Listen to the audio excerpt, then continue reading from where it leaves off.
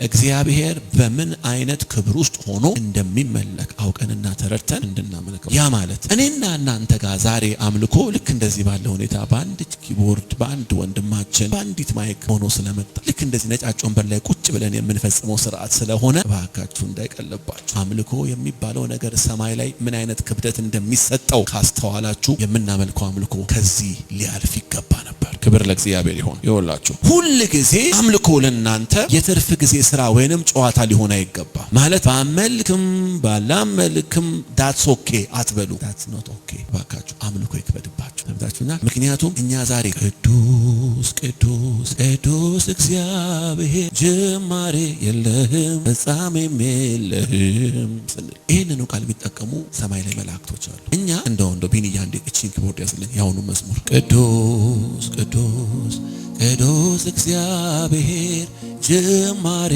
የለህም ፍጻሜም የለህም ያለ የነበረ ደግሞም ትኖራለህ የሚሳን የለም አንተ ሁሉን ቻይ ነህ።